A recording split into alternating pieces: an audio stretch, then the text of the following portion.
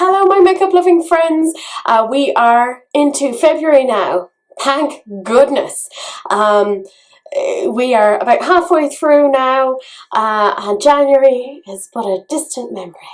There was approximately 3,561 days in January. It just went on forever.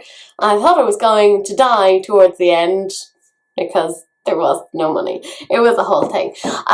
But considering January went on for so long, there were of course a lot of releases. So I want to talk about the 10 releases that I think were the most interesting in January 2020. And looking back on these, I'm like, oh my god, it really does feel like such a long time ago, but it kind of wasn't. The first thing that I thought was interesting was the new Glam Light Cake Palette. That is going to be shipping, well, from today onwards, really. So most people who've ordered it should be getting it soon. I am interested in seeing what people thought of this.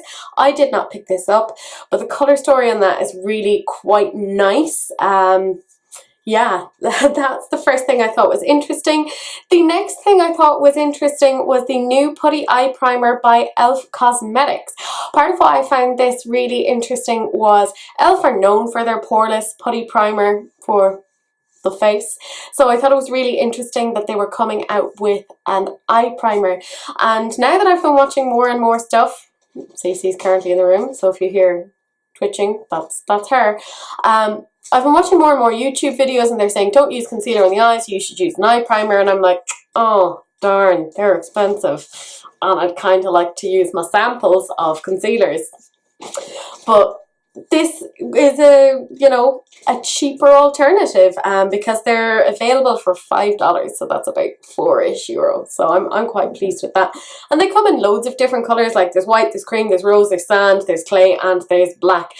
e.l.f. also released these what they call bite-size eyeshadows, and they are in 8 different kind of styles, and they were $3 each. I haven't heard anyone talk about these, but some of the colour combinations were really, really nice, and for the price I thought they were really quite interesting, because e.l.f. are known for coming out with these, I mean, ridiculously big, like what, 120 pan eyeshadows, which they all look exactly the same. So it was nice to see them doing something a little bit more nuanced. And sorry, Cece is just scrambling through bags here. She's nosy.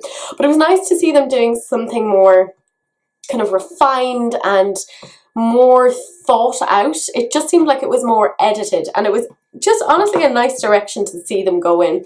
I also thought that this was an interesting collection on a number of different levels. This was from Cleona Cosmetics. It was their Koala Charity Trio. I loved that all of the money from that was going towards helping with tackling the wildfires in Australia. I just thought that was such a wonderful idea, or I suppose cause. And the colours themselves looked really quite nice. I have actually picked those up. They should be here in a few weeks, because I know it takes them a while. They are a small business to try and turn things around. I also thought this was interesting. This is currently available on Beauty Bay at the moment for like 70-ish pounds. Which is interesting, because when I saw that when they were releasing this originally, they were saying it was going to retail for $35, which I'm like, what's with the big markup? This is quite expensive. I do think it's quite interesting though. It's that mix of like brights and there's the toppers. I do think that's quite cool, but I don't think I could justify paying that much money for that when I have approximately 50 million eyeshadows. Like, I know that's an exaggeration, but also it kind of isn't. The next thing that I found was interesting was another collection from Cleona Cosmetics. It was their hybrid multi-chromes, which was part of their stained glass collection. And that's what they ended up looking like, apparently, just on the skin. And I thought, wow, those look amazeballs. So on the day that they were restocking everything, and they had a sale, so I picked that up along with the Koala Trio and a few other things. Shh, don't tell anyone.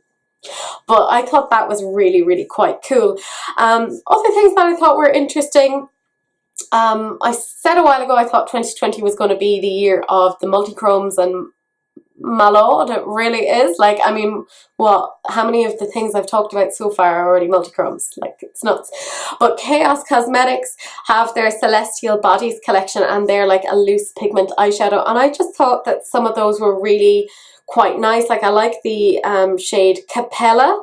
That looked quite cool. And I like seeing indie brands coming out with things, because I think more often than not, they tend to be a little bit more innovative, a little bit more with their finger on the pulse than the more mainstream brands. I did lose my tiny mind when I saw this. Natasha Nonna came out with a limited edition Love eyeshadow palette.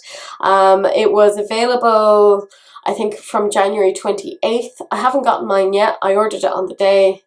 I'm in Ireland, it's a whole thing, but it's a purple and pink palette, and it just looks really cool. I do know one or two people that have got it and they weren't 100% happy with it, so I'm kind of like, oh Jesus, I hope I like it, because I hate spending money on things and not loving it. But you'll see a review on that soon, because part of what I do on this channel is get ridiculous makeup and review it, so that you guys don't end up making huge purchases on things that aren't worth the money.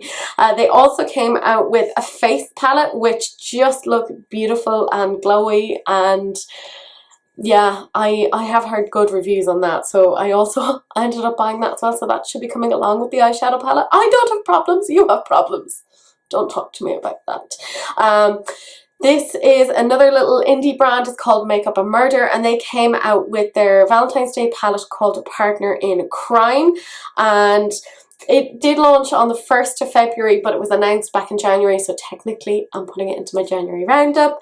And it's this beautiful, it looks quite matte in general, eyeshadow palette of purples and a little pop of red and some just generally nice colours. So I did end up breaking and buying that. I just thought it was gorgeous. And I also really liked seeing this next product. Jouer Cosmetics came out with a deeper version of their Sun Swept bronzer duo, and part of why I just thought that was nice is I like seeing brands embracing darker skin tones and trying to be as inclusive as they possibly can in terms of their makeup line. I mean, for me, I'm as pale as can be, and you can even see my hands don't really match my face. Like, it's a whole thing. But I really like seeing when a brand will try and be diverse and include as many people as possible. So it was nice to see that Jouer were bringing out some additional products to help with that. But that's it. Those are the 10 things that I thought were the most interesting in terms of launches, releases, etc. in January 2020. I want to know what you guys think. You've probably watched some of my videos. I don't know. If you haven't, tisk tisk. I want to know what you guys think. So feel free to like, comment, subscribe, all that jazz. Feel free to share it. Sharing is caring, except when it comes to STDs. Don't do that. I may edit that out. Probably won't. But anyways, I'm gonna go. I want tea. And the cat probably needs to be fed.